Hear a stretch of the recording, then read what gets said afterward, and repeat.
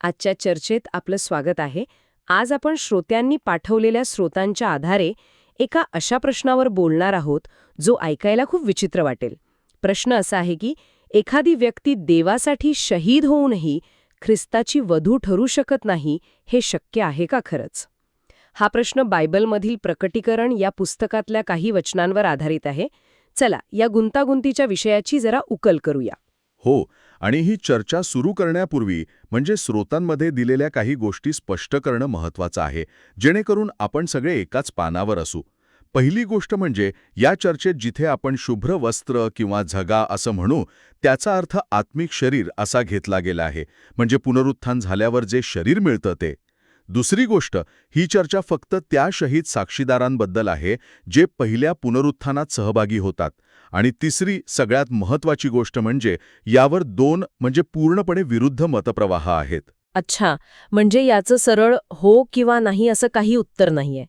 चला तर मग पहिल्या दृष्टिकोनापासून सुरुवात करूया, जो म्हणतो की हो असं होऊ शकतं, शहीद होऊनही प्रत्येकजण वधू असेलच असं नाही. हे ऐकायलाच थोडं धक्कादायक वाटतंय मला. बरोबर. या मताचा आधार खूप साधा आहे की लग्नाच्या मेजवानीसाठी बोलवलेले सगळेच काही वधू नसतात, काही पाहुणेही असतात, हो ना? हा दृष्टिकोन सांगतो की आत्मिक शरीर मिळालं, नवीन येरुशलेममध्ये प्रवेश मिळाला, तरीही प्रत्येक शहीद साक्षी, कोकऱ्याची वधू या खास गटाचा भाग असेलच असं नाही. पण मग याला आधार काय? म्हणजे प्रकटीकरण पुस्तकात असं कुठे स्पष्ट लिहिलंय की काही शहीद हे फक्त पाहुणे आहेत? त्यासाठी हे मत प्रकटीकरण अध्याय 7 मध्ये उल्लेख केलेल्या मोठ्या लोकसमुदायाकडे बोट दाखवतं. हे लोक मोठ्या संकटातून आलेले आहेत, त्यांनी शुभ्र वस्त्र घातली आहेत आणि ते देवाच्या सिंहासनासमोर उभे आहेत.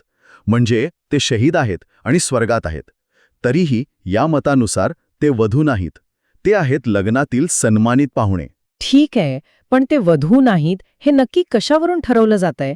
कारण ते देवाच्या सिंहासनासमोर आहेत, म्हणजे ते खूप उच्चस्थानी आहेत, नाही का? या मताचा सगळ्यात मोठा आणि रंजक पुरावा त्यांच्या वस्त्रांमध्ये दडलाय.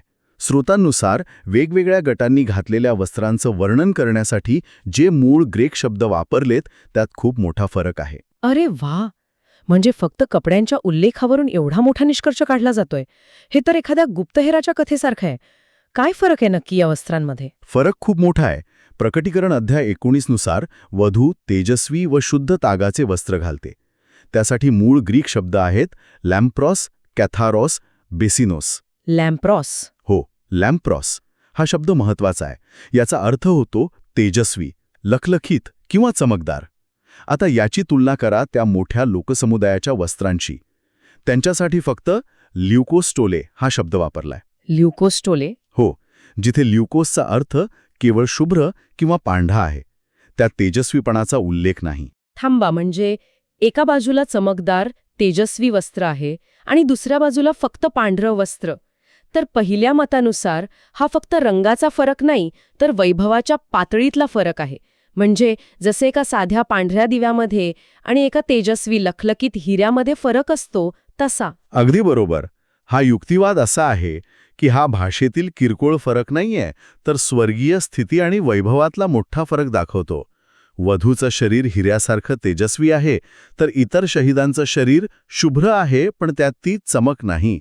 म्हणून सर्व शहीद साक्षी वधू नाहीत, काही फक्त पाहुणे आहेत. एक मिनिट थांबा, म्हणजे तुम्ही म्हणताय की स्वर्गात गेल्यावर सुद्धा एक प्रकारची श्रेणी किंवा रँकिंग असेल.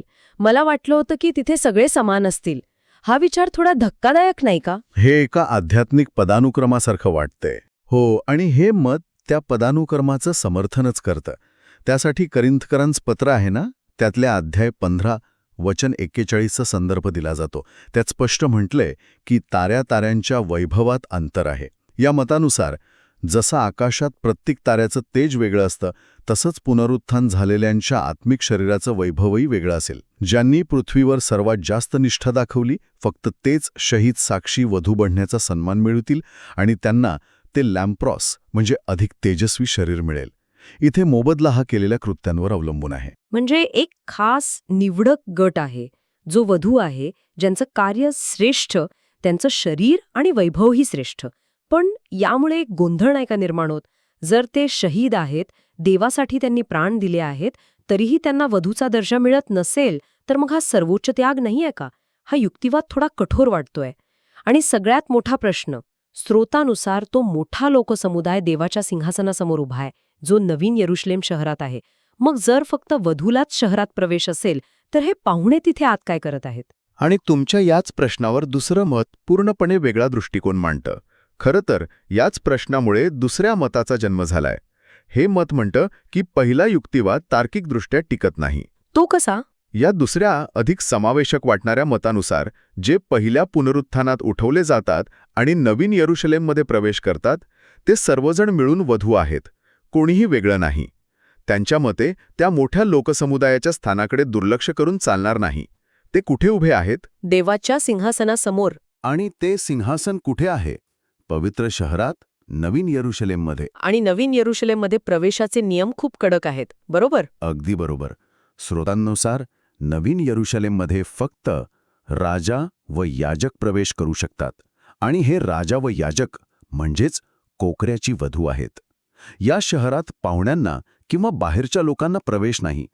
त्यामुळे जर तो मोठा लोकसमुदाय शहरात सिंहासनासमोर हजर असेल तर तार्किकदृष्ट्या तो वधूचाच एक भाग असला पाहिजे. त्यांना पाहुणे म्हणणं हे शास्त्रवचनांच्या मूळ शिकवणीशी विसंगत आहे. जे आत आहेत ते सगळे शहराचे नागरिक आहेत, म्हणजे वधू आहेत. ठीक आहे, हा मुद्दा खूपच पटण्यासारखा आहे. लोकेशन लोकेशन लोकेशन म्हणतात तसं आहे हे. पण मग त्या वेगवेगळ्या वस्त्रांचं काय? पहिल्या मताचा तो ग्रीक शब्दांवरचा युक्तिवाद खूपच प्रभावी वाटत होता. लॅम्प्रॉस विरुद्ध ल्युकॉस. हे दुसरं मत त्याचं काय स्पष्टीकरण देतं? हा एक महत्वाचा प्रश्न आहे. या दुसऱ्या मतानुसार शुभ्र वस्त्र, शुभ्र झगा किंवा तागाचे वस्त्र या शब्दांमधला फरक महत्वाचा नाही. हे सगळे शब्द एकाच गोष्टीचं प्रतीक आहेत. आणि ती गोष्ट म्हणजे जिंकणाऱ्यांना, म्हणजे ओव्हरकमर्सना मिळणारं आत्मिक शरीर. त्यांच्या मते प्रकटीकरण 3, 6, 7 आणि 19 मध्ये वापरलेले हे सगळे शब्द एकाच प्रतिकात्मक अर्थाने आले आहेत. शब्दांमधला किरकोळ फरक हे भाषेतील वैविध्य आहे, स्वर्गीय स्थितीतील किंवा शरीराच्या प्रकारातील फरक नाही. म्हणजे हे असं आहे की एकाच गोष्टीला वेगवेगळ्या लेखकांनी वेगवेगळ्या शब्दांत वर्णन केलंय, पण मूळ वस्तू एकच आहे. आणि मला वाटतं यात जीवनाच्या पुस्तकाचा संदर्भही येतो, कारण नवीन येरुशलेममध्ये कोण प्रवेश करू शकतं हे त्यावर अवलंबून आहे. हो, स्रोत सांगतात की ज्यांची नावं कोकऱ्यांच्या जीवनाच्या पुस्तकात लिहिलेली आहेत, फक्त तेच नवीन येरुशलेममध्ये प्रवेश करतात. आणि जे पशुवर आणि त्याच्या प्रतिमेवर विजय मिळवतात, म्हणजे जे शहीद होतात, त्यांची नावं त्या पुस्तकातून पुसली जात नाहीत. याचाच अर्थ ते शहरात प्रवेश करतात आणि म्हणूनच ते वधू आहेत. थोडक्यात, पहिल्या पुनरुत्थानात आत्मिक शरीर मिळवणारे सगळे शहीद, साक्षी हे वधू आहेत. ठीक आहे, हे अधिक समानतेचं तत्व मांडतं. पण मग पुन्हा तोच प्रश्न येतो, वैभवातील फरकाचं काय? पहिलं मत म्हणतं की ताऱ्याताऱ्यांच्या वैभवात अंतर आहे. हे दुसरं मत त्या वचनाचा अर्थ कसा लावतं? नाही, ते वचन नाकारत नाही, तर त्याचा अर्थ वेगळ्या पद्धतीने लावतं. आणि हाच या दोन्ही मतांमधला सगळ्यात महत्त्वाचा फरक आहे. या दुसऱ्या मतानुसार आत्मिक शरीराच्या प्रकारात किंवा स्वरूपात कोणताही फरक नाही. पहिल्या पुनरुत्थानात उठवलेल्या सगळ्यांना एकसारखंच अविनाशी, तेजस्वी आत्मिक शरीर मिळतं. मग वैभवात अंतर याचा अर्थ काय? त्यांच्या मते शरीराच्या प्रकारात फरक नाही, पण त्यांच्या निष्ठेनुसार आणि कार्यांनुसार त्यांना मिळणाऱ्या वैभवात, मोबदल्यात आणि भूमिकेत तात्पुरता फरक असू शकतो. म्हणजे शरीर एकच, पण सन्मान आणि धिकार वेगवेगळे. याचं एखादं सोपं उदाहरण देता येईल का? हो, स्त्रोतांमध्ये एक खूप सुंदर उदाहरण दिलंय. जसं एखाद्या सरदाराचं किंवा राजाचं शरीर सामान्य माणसासारखंच असतं. ते एकाच मातीचं बनलेलं असतं. त्यांच्या शरीराच्या मूळ स्वरूपात फरक नसतो, पण तरीही राजाचा मान, अधिकार आणि वैभव हे सामान्य माणसापेक्षा खूप वेगळं असतं. त्याचप्रमाणे सगळ्या शहीद साक्षींना एकसारखंच आत्मिक शरीर मिळेल, पण त्यांच्या पृथ्वीवरील निष्ठेनुसार त्यांना मिळणारे अधिकार आणि वैभव काही काळासाठी वेगळे असेल. काही काळासाठी, म्हणजे हा फरक कायमस्वरूपी नसेल. अगदी बरोबर. या मतानुसार मोबदल्याचा तो विशिष्ट काळ संपल्यानंतर सगळे समान होतील आणि त्यांचं वैभवही एकसारखं होईल. शरीरात मूळतः कोणताही फरक नाही, पण फक्त वैभवात आणि भूमिकेत तात्पुरता फरक आहे. वा, म्हणजे आता चित्र स्पष्ट होतंय. आज आपण दोन अत्यंत भिन्न पण आपापल्या जागी तर्कशुद्ध मतप्रवाह पाहिले. दोन्ही बाजूंनी बायबलमधील त्याच वचनांचा आधार घेतलाय, पण त्यांचा अर्थ पूर्णपणे वेगळा लावला आहे. एका बाजूला स्वर्गात एक स्पष्ट पदानुक्रम आहे, जिथे आत्मिक शरीरांमध्ये आणि वैभवात कायमस्वरूपी स्तर आहेत, तर दुसऱ्या बाजूला पहिल्या पुनरुत्थानात सहभागी होणाऱ्या सगळ्यांची एकता आणि समानता आहे. हो, आणि या संपूर्ण चर्चेच्या केंद्रस्थानी एकच मूलभूत प्रश्न आहे, आणि तोच खरा वादाचा मुद्दा आहे. शास्त्रवचनांमध्ये वर्णन केलेले हे फरक, जसे की वस्त्रांमधले किंवा ताऱ्यांमधले, हे पुनरुत्थान झालेल्या शरीराच्या मूळ स्वरूपाबद्दल आहेत, की त्या शरीराला एका ठराविक कालावधीसाठी नेमून दिलेल्या भूमिकेबद्दल आणि वैभवाबद्दल आहेत. सोप्या भाषेत सांगायचं तर शरीराचा प्रकारच वेगळा आहे, की फक्त शरीराचा सन्मान आणि जबाबदारी वेगळी आहे. आणि हेच आपल्याला अंतिम विचाराकडे घेऊन जातं. स्रोतांमध्ये एक गोष्ट वारंवार येते की तारण हे श्रद्धेने मिळतं, पण स्वर्गातला मोबदला हा पृथ्वीवरच्या कृत्यांवरून ठरतो.